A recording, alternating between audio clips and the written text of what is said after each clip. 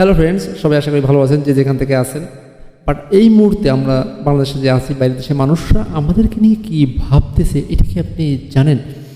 তো সবচেয়ে ইন্টারেস্টিং ব্যাপারটা হলো, যখন ইন্টারনেট কমপ্লিটলি শাটডাউন, এই অবস্থায় আসলে তখন তারা কী ভাবছে, কারণ আমাদের তো আসলে রেগুলারলি ক্লায়েন্টের সঙ্গে কথা বলতে হয়, বাইরের দেশের ক্লায়েন্টের সঙ্গে কাজের জন্য, এবং তাদেরকে আমাদের কাজ জমা দিতে হয় অন টাইমে। তো যখন আমরা দিতে না পারি, ইন্টারনেট যখন টোটালি শাটডাউন, তাদের সঙ্গে টোটালি যোগাযোগ অফ। তারা ভাবতেছে আসলে কী না কি হয়ে গেল, ঘটনা ঘটে গেল। একদম ক্লায়েন্টে প্রায় 20-30 বার মেসেজ দিয়ে গেছে যে আসলে কী ঘটনা কী। সো আমার রেগুলার, যেহেতু আমাদের রেগুলার ক্লায়েন্ট, আমি যেহেতু মার্কেট প্লেসের উপর আমাদের ডিপেন্ড করতে হয় না, সো যে কোনো সমস্যা হয়নি। বাট তারা আসলে একটু আপসেট হয়ে যায় যখন আসলে রানিং কাজ থাকে, কাজ ইনস্ট্যান্ট, কাজে খুব ইমিডিয়েট ডেট থাকে। এখন যখন সে খুঁজে পাচ্ছিল না, হয়তো এরকম সিচুয়েশনটা আবারও হতে পারে, বলা যায় না। মাসের শুরুতে আমরা খুব ভালো পারফরমেন্স দেখালাম এবং মাসের মাঝামাঝি এসে আমরা totally shutdown. What is this, what is nonsense.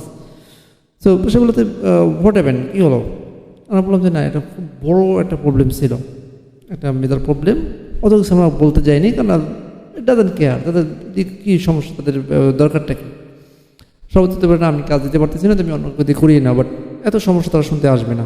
এখন যখন এটা বলার পরে, যখন ক্লায়েন্টকে বললাম যে বড় প্রবলেম ছিল এবং এটা ন্যাশনাল প্রবলেম, তো এখন কমপ্লিটলি ওকে, তোমার কাজটা আমরা অন টাইমে আমরা দিয়ে দিচ্ছি।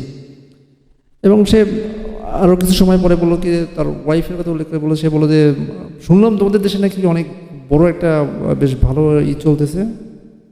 দেন তাকে বললাম যে হ্যাঁ, এই বিষয়টা চলতেছে।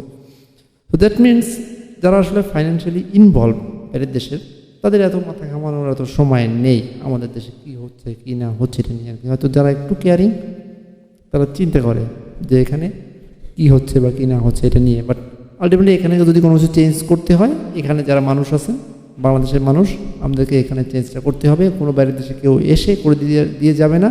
হয়তো তারা একটু সমবেদনা জানাবে, যেমনটা অন্য দেশে হয়, তারা যেমন প্রবলেম সলভ করছে তাদের জীবন বাজি রেখে, তেমনি এখানে প্রবলেমটা এখানে মানুষটাই সলভ করতে পারে। এখন যেটা হচ্ছে এটা সবাই জানে, এটা সবাই জানে। এখানে যেটা অবিচারটা হচ্ছে, এটা প্রত্যেকটা মানুষ তোকে দেখতে পাচ্ছে যে কারা কী অবিচার করতেছে বা কী হচ্ছে এখন।